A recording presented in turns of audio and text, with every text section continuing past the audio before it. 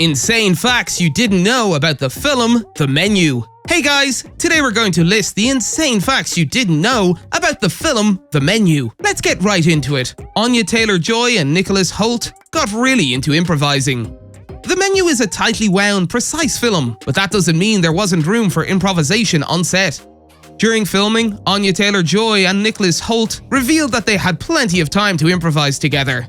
Taylor-Joy explained in a video segment for Vanity Fair that director Mark Mylod wanted all of the actors to be improvising while the camera was on other characters and they were sitting in the background. Taylor-Joy said she and Hoult committed to the improv like pretty hardcore the first couple of days.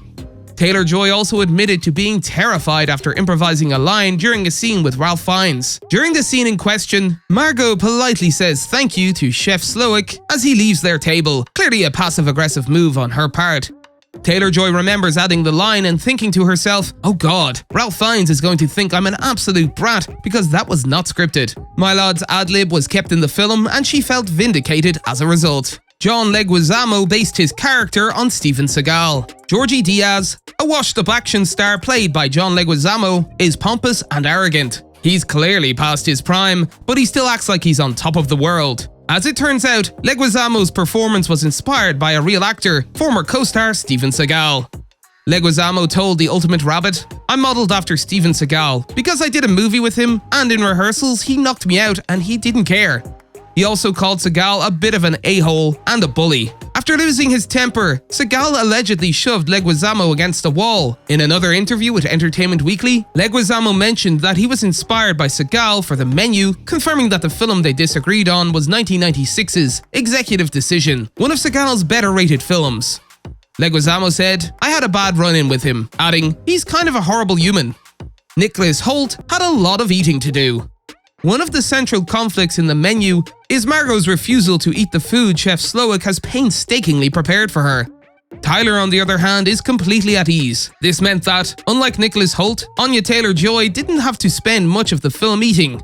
During an interview with BBC Radio 1, Taylor-Joy expressed her admiration for Hoult's eating abilities, revealing that he attacked every take with so much gusto and fervor and somehow managed to keep it all down.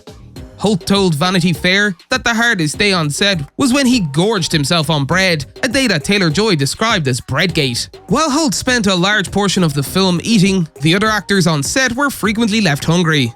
According to Cinema Blend, John Leguizamo was also ravenous on set and ordered 5 guys for the entire cast and crew after they had to sit through the film's burger scene. It was difficult for Leguizamo and co-star Amy Carrero to sit in their chairs all day and smell burgers being made nearby without being able to eat them. They also revealed that not all of the food in the film is what it appears to be. For example, the scallop was just a raw potato. It took them weeks to perfect one small sound effect. One of the most important aspects of filmmaking is the realm of sound effects. Although you may not always notice them, good sound effects can have a significant impact on a film. They worked on one sound effect for The Menu for weeks. One of the most difficult sounds to perfect, according to director Mike Mylod, was the breaking of Tyler's wine glass, which smashes into pieces after he accidentally knocks it to the ground. Mylod described it as the scene in a film where things become tense and the dramatic strings begin to play. He hoped that the glass-shattering moment would elicit a similar sense of unease in the audience without the obvious suspenseful soundtrack. Mylod revealed that it took about 2 weeks of tinkering to get the sound just right, but it's worth it when you see the film in a big theater. Anya Taylor-Joy chimed in with her own experience of the scene, mentioning how difficult it was to perfect the noise she made. She described the sound she makes when the glass shatters as a squeal and said she had to do it 79 times in ADR to get the right level of squeal. It's time-consuming work, but these are the kinds of small details that elevate a good film to greatness. French chef Dominique Crenn helped create the food. The high dining experience depicted in The Menu feels very real because a real-life celebrity chef served as a consultant on the film. Dominique Crenn, the only woman in the United States with a 3 Michelin star restaurant, worked hard to make the menu described in the script a reality. According to The Hollywood Reporter, Crenn made many of the dishes herself, often redoing them several times when scenes required multiple takes. One dish, which features a scallop balanced atop a rock, is a near replica of one served at Crenn's own restaurant, Atelier Crenn in San Francisco.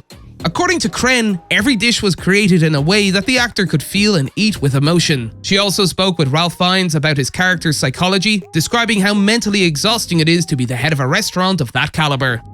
That's all for today, and we'll be sure to catch you all in the next one.